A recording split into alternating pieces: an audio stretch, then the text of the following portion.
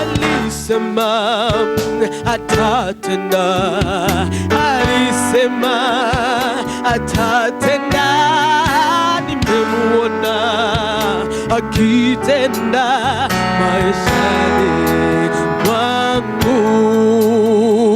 Mfungulie moyo wako, atende mapenzi yake. Alisema atatenda, amenitendea, amenitendea. Luke chapter 15 verse 11, I will read. The Bible says, I'm reading from the NIV version. I am the old school guy who read the Bible, you know, from the papers, not from the tablets. Jesus continued, there was a man who had 2 sons. Why don't you start as we read, please, if you don't mind? You just stand. Jesus continued, there was a man who had 2 sons. The younger one said to his father, Father, give me my share of the estate. So he divided his property between them. Not long after that, the younger son got together all he had, set off for a distant country, and there squandered his wealth in wild living. After he had spent everything, there was a severe famine in that whole country, and he began to be in need. So he went and hired himself out to a citizen of that country, who sent him to his field to feed pigs. Verse 16, he longed to fill his stomach with the pods that the pigs were eating, but no one gave him anything. When he came to his senses, verse 17, he said, how many of my father's hired men have food to spare, and here I am starving to death? I will set out and go back to my father and say to him, Father, I have sinned against heaven and against you. I am no longer worthy to be called your son. Make me like one of your hired men. So he got up and went to his father. But while he was still a long way off, his father saw him and was filled with compassion for him. He ran to his son, threw his arms around him, and kissed him. The son said to him, Father, I have sinned against heaven and against you. I am no longer worthy to be called your son. But the father said to his servant, quick, bring the best robe and put it on him. Put a ring on his finger and sandals on his feet.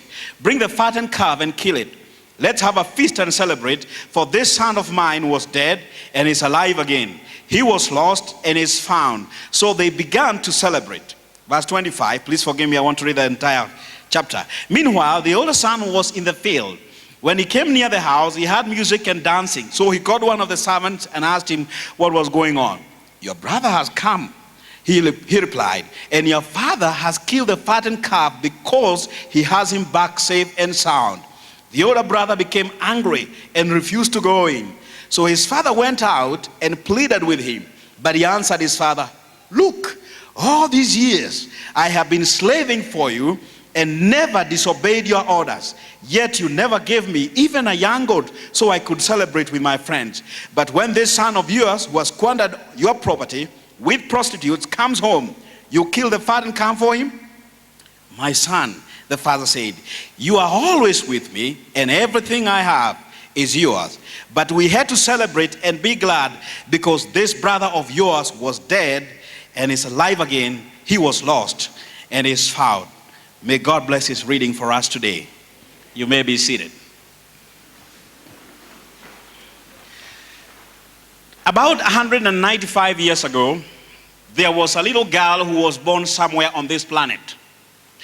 And she was so gifted with poetry and songs that her dream was to become a renowned author of songs and poetry and all that.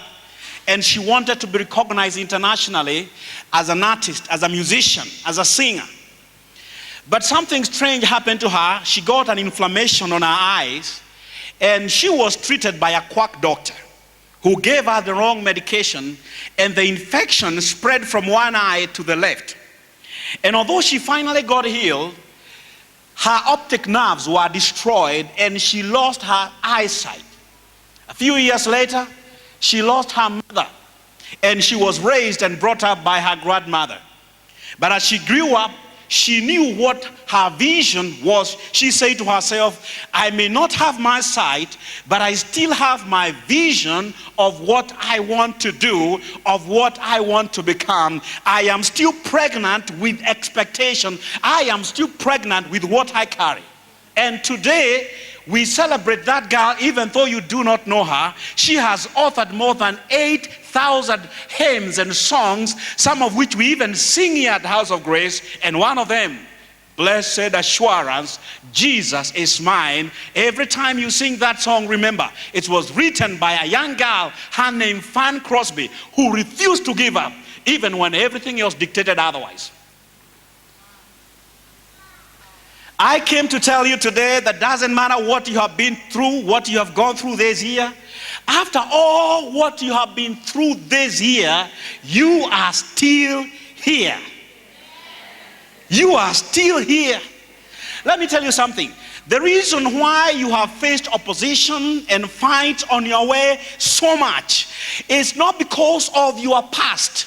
In fact, people tend to think that they know you. People who know you don't even know you yet because they know you based on what they knew about your past. But the reason why the devil has been fighting you, he has been fighting you because of your shall be, because of your future, because of your destiny, because of what you carry. That's what the devil is fighting. It's not your past. Everybody has a past. It's your destiny. You are so pregnant with expectation. You are too blessed to be clueless. You are too strong to fear. That's why you have fought the way you have fought. Can I preach? I was called to speak, but I feel like preaching. There's something special about women, by the way. Do you see, the reason why a woman was called a woman is she has a womb, a wombed man. She can carry a fetus. In fact, that's why you're called females, because you can carry a fetus, female. And I am sure when I speak about I am still pregnant with expectation, this message will resonate with you better than men, because you have a womb. You have a womb. The story we have read is a very familiar story. Very familiar. We actually call it the prodigal son story. But when I read this story, and when Mama asked me to come and share with you, this is actually what was put in my spirit. It's a very deep text, full of wisdom. We may not even have enough time to unpackage what this text contains. But I just want to share with you today a few things that will help you to move on, even as we come to the close of the year. We have read of a certain man who had two sons. Remember, it was Jesus who was giving this parable. He said, a certain man had two sons. The younger one came to his father and said to him, Father, give me the portion of your estate that falleth to me. And the father divided his estate between the two of them. One of them asked for it, but both of them got it. That's all interesting by itself. What I find more interesting is that it's about the younger son. And there is something interesting about the younger son. I find it in the Bible. I find the two sons of Adam, Cain and Abel. The blessing was on Abel. When I look at Abraham, he had two sons. He had Ishmael and Isaac. The blessing was on the younger son, Isaac. When I look at Isaac, he had Jacob and Esau. Esau was the firstborn, but the blessing was on the younger son, Jacob. When I look at Joseph, he had two sons, Manasseh and Ephraim. Manasseh was the firstborn, but the blessing was on the younger one, the younger son. There is a pattern I find in the Bible. No wonder the Bible says that Jesus came as the second Adam. The second Adam. The blessing is on the second Adam. And he didn't even stop there. He said that he became the firstborn among many brethren. He became the firstborn so that you and I can be the secondborn, where the blessings rest upon. The blessing of God is upon you. There is something God deposited in your heart, in your life. I know you have heard it many times being told you that it is potential. I want to say it's a prophetic voice. There is a calling God has put upon you. And that, let me tell you, if you could see what God has called you to do, you would be surprised. You would understand why all of a sudden things change when you want to make a move in life. you carry a blessing. This second-born son came to his father. Father, give me a portion of good that falleth to me. He came to him saying, give me. And most of the times we go to God telling him, God, give me.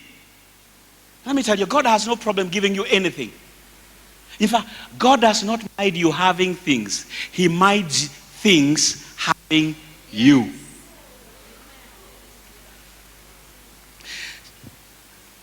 You know, God is a father. He will look at all of us and he will see, if this one asks, I will give him. I will give him. But those things will just go and dwindle. They will waste away, so that you can learn and know that my working with you, my wanting to bless you has got nothing to do with things. It has got a lot to do with my relationship with you. So we go to God and say, Father, give me, give me. He will give you. Some of us, he will not give at all. He will just be quiet. And I'm sure you have been praying since the beginning of the year. There are some things that you have been praying and believing God, and you're still expectant, but they have not happened yet. Doesn't mean God has not heard. God has heard, but he has a better plan. Give me a portion of good that falleth to me. And then not long after that, the Bible says, he went to a far country, to a distant country. Let me tell you, every time you move away from where you are supposed to be, from your place of elevation, from where you are supposed to worship, from where your destiny is supposed to manifest, anytime you move away from there, you attract all negative things in life, all the D's of life: discouragement, dis-ease, depression, decay, disintegration, death, demon, divorce, all negative deeds, they begin to come to your life. But as long as you stay where God has called you to stay, all the blessings of God will come upon your life. So he went to a distant country and he began to be in need. This story is very interesting because we have all along attacked this prodigal son. We have said he is bad. We have said he is terrible. I came as his attorney today. He was not as bad as we think he was. I like him because the same thing that makes him very bad also makes him very good. Did you know that your greatest weakness, ladies, can also be your greatest strength? Wherever you have fought most, that could be your strongest point in life. That's why you have fought in that area. It could be finances. That's why you are strong. That's why you have fought that way. It could be in relationship. That's why your relationship is being fought. Your greatest weakness can be your greatest strength. This is not a young man who wanted something and did not ask for it and just wished he could have it. If he needed something, he would go and ask for it. Some of us want things, but we'll never take the step to go and ask the Father, Father, give me. This guy was not afraid to ask. He was a man of action. And maybe the reason why you've been stuck, just maybe, is because you have not taken any action. Can I give you a story? In 2004, I got tired of walking and riding in matatus. I was working. My salary was 15,000 Kenya shillings. After tax, I was taking home 13,080 shillings. And I say to myself, next year, if God doesn't give me a car, I will never go up country again. My salary was how many? How much? 13,080. I knew definitely that a salary of 13,000 could never buy anybody a car. But I'm a crazy kind of a guy, because I'm the kind of guy who takes God at his word. If he says he will do it, he will do it.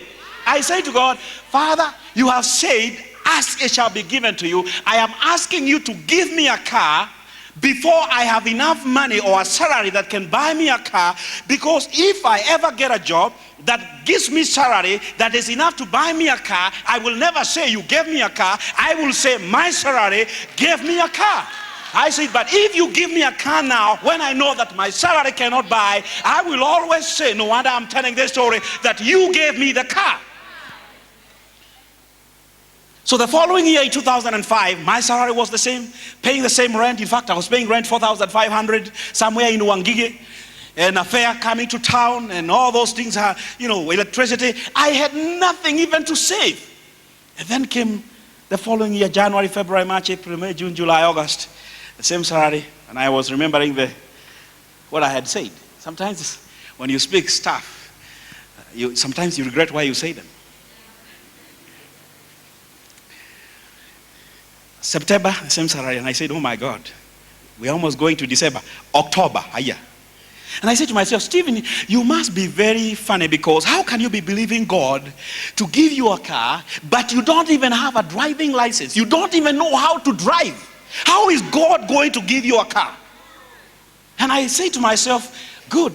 I will look for a friend of mine. His name was Stiles Gabriel. He had a car, a Nissan Sunday B13 KAJ 135U. I say to him, Gabriel, would you like to teach me how to drive a car? And he said, not a problem.